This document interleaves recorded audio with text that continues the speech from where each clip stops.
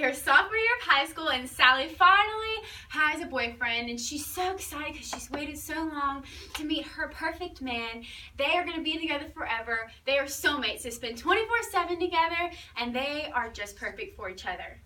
But her senior year rolls along, and her boyfriend end up breaking up.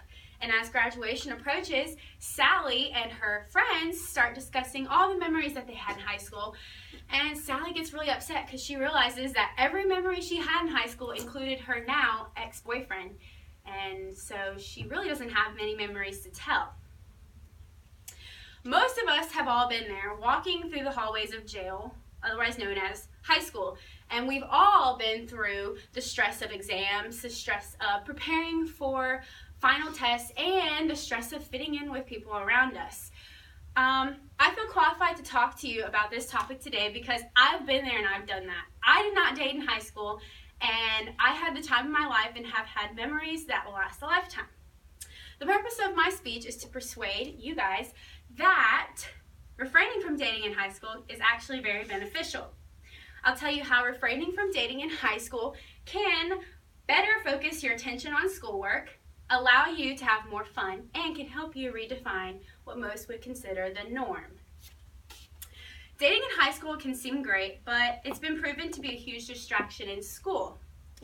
Does Dating Affect Grades by Rose Welton says the University of Florida IFAS extension site says that teens actually face a lot of peer pressure to date in high school, and a lot of them aren't emotionally ready for a relationship. A relationship doesn't just fall together. It takes a lot of effort. You don't just come together because you're meant to be and everything is perfect. It takes a lot of time, and that time takes out from other things in high school, such as clubs, grades, other activities like church. Barbara Greenberry, PhD, says that teens who start dating at an earlier age are more likely to drop out of high school than teens that start dating at a later age. Now I'm going to explain to you how refraining from dating in high school can actually help you to have more fun. Your mood can be extremely influenced by the way your relationship is going. For instance, if you and your boyfriend get in a huge fight the week before prom and you end up breaking up, what happens then? Do you just not go to one of the most important and fun times of high school? The Ugly Truth, Pros and Cons of High School Relationships by Shelby Ross says that dating has its positives, but there are just as many negatives. Shelby Ross says that teens begin to shut out their parents and even their friends, and they end up missing out on a lot of fun activities like fun family reunions that when the rest of your family looks back on all those fun memories, you're going to miss them. Or like a rad high school party that's once in a lifetime. Now that I've told you how you can have more fun while being single in high school, I'm going to tell you how it can help redefine the term normal. Admit it, in high school, we all wanted to have that perfect relationship, and if you weren't in a relationship, it was considered weird. You had something wrong with you, obviously. But really, being single is just as fun as being in a relationship. You're not losing anything.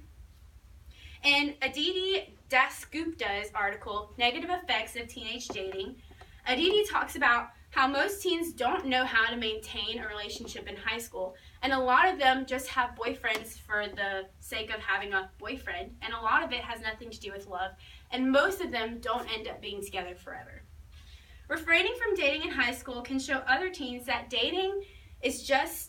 not dating is just as fun as dating, and really, not dating in high school should be considered the norm. Once again, the purpose of my speech was to persuade you guys that not dating in high school can actually be beneficial. I feel qualified to talk to you about this topic today because I've been there. I didn't date in high school and I had the time of my life. We have all been there, like I said. We've all been in the midst of the stress of having exams, the stress of fitting in with those around us, and all the other things that high school throws at us.